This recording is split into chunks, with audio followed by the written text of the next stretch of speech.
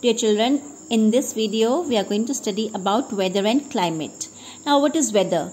Weather is the day-to-day condition of the atmosphere in a particular place.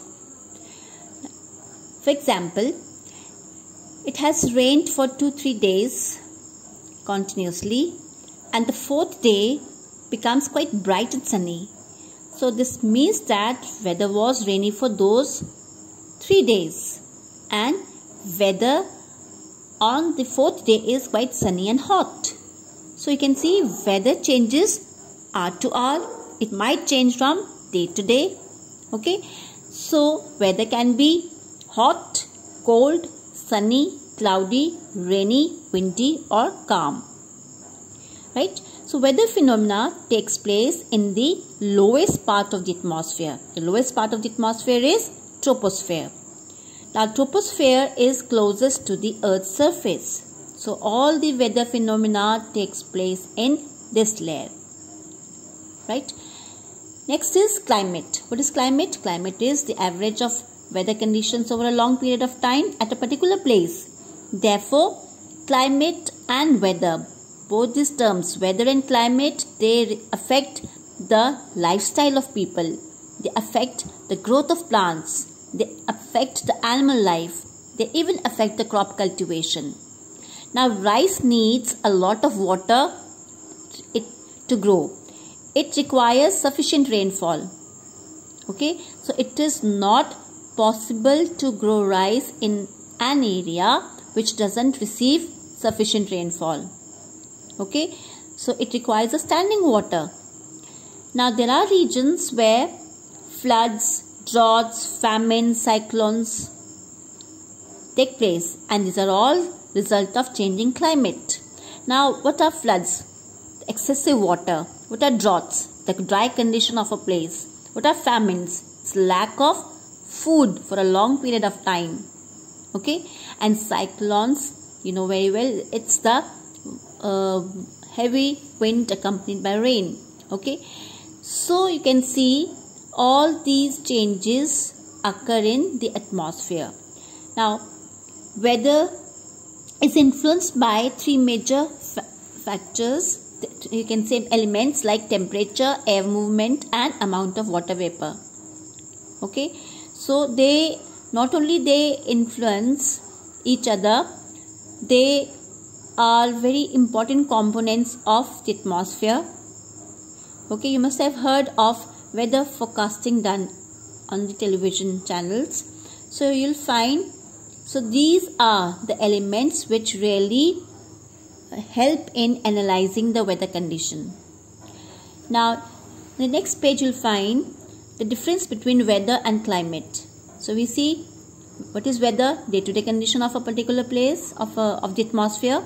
Climate is the average weather conditions of a place, and it takes usually 1 year or more than 1 year to calculate the climate of a place. Weather includes temperature, rainfall, wind, whereas climate includes temperature and rainfall. Now, weather is typical physical condition of the atmosphere. It's temporary.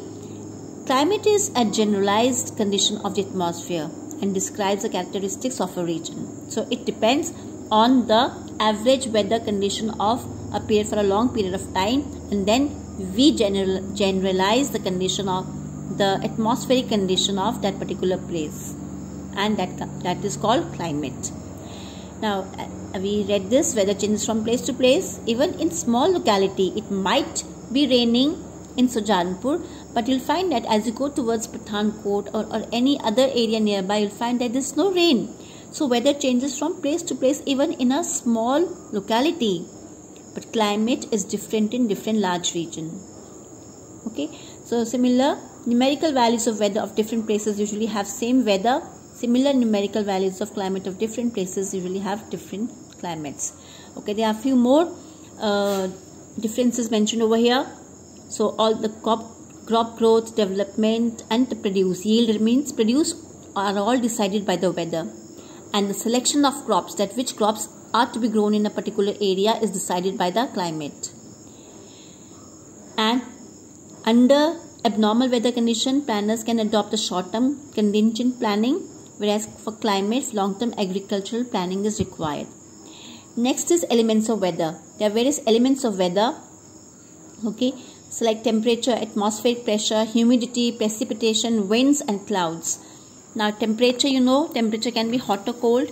Atmospheric pressure, the pressure exerted by the air on the earth. Humidity is the water vapor, the amount of water vapor present in the atmosphere. And precipitation refers to all forms of water. It can be rain, dew, hail, snow, etc. Winds and clouds, you know very well. Now all these are required to, on the basis of all these elements, a weather can be forecasted. Okay, and it defines the climate, that this particular region has this type of climate. Now next you'll find all the different elements described separately.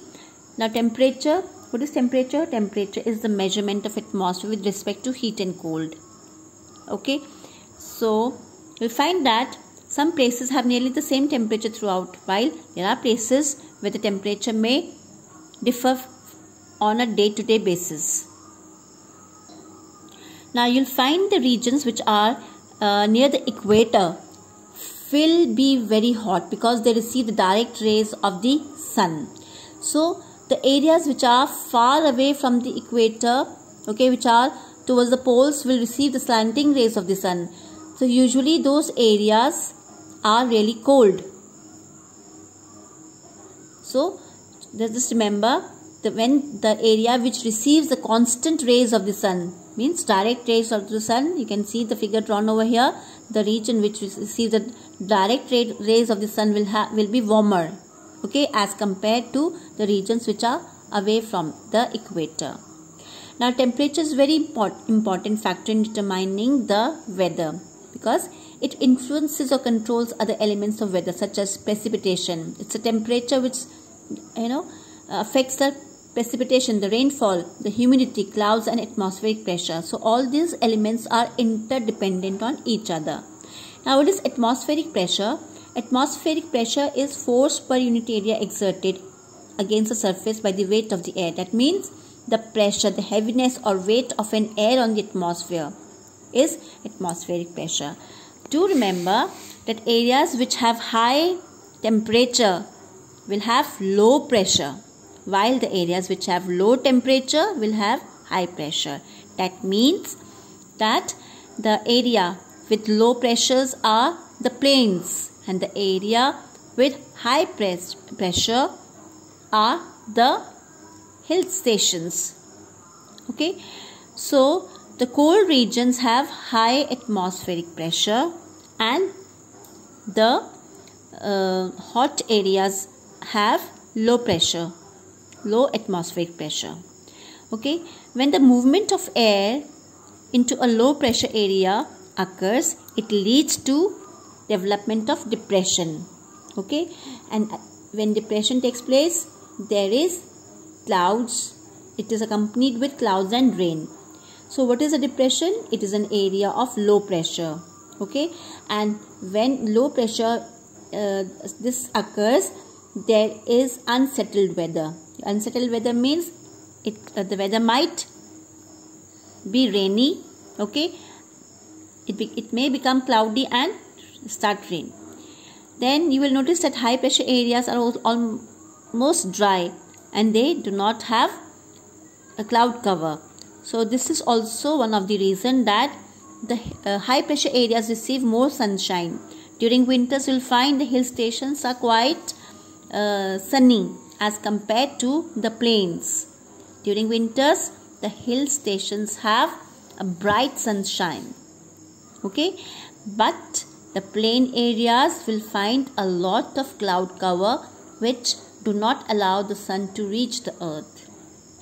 Next topic is humidity. Now what is humidity?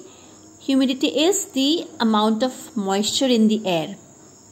And you see, when you know very well that when the water is heated, it turns into water vapor or gas. So air is considered saturated when it is full of water vapor. You should underline this. Now there are two types of humidity, absolute humidity and relative humidity. Now what is absolute humidity? It is the actual amount of water vapor present in the atmosphere, right? And what is relative humidity?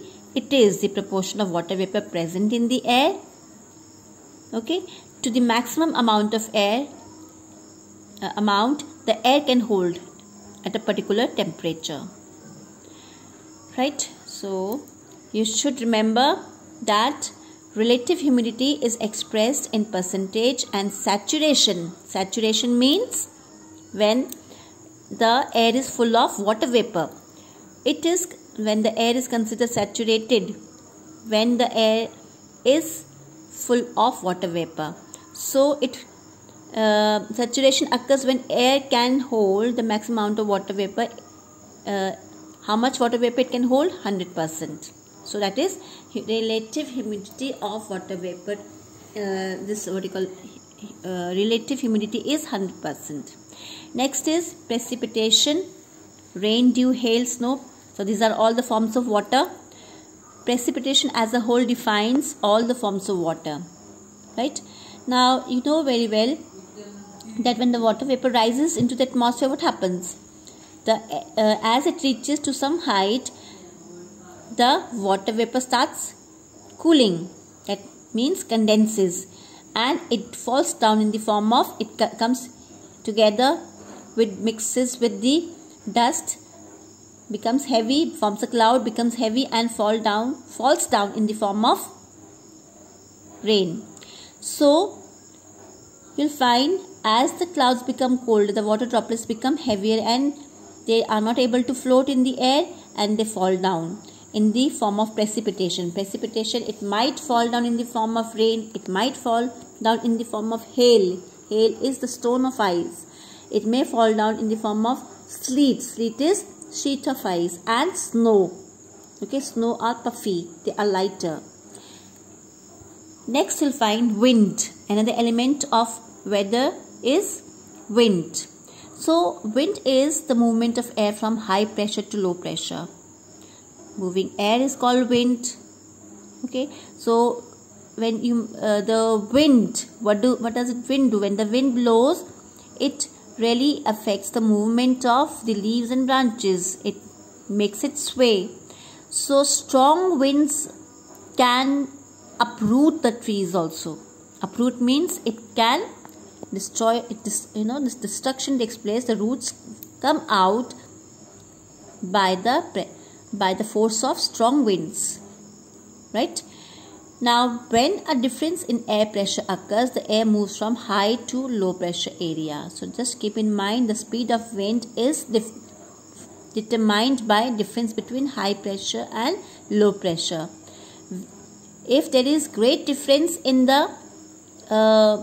these 2 points, high pressure, low pressure areas, you'll find the speed of wind will be faster. Next is what is cloud. Now clouds are the formation of water droplets occur due to the condensation in the atmosphere. When the water droplets, they reach to a certain height, they cool down. Okay, what do? These particles, they take the support of dust particles in the air. Okay, and they both of these, they join together to form clouds. Now these clouds are of different types as mentioned over here.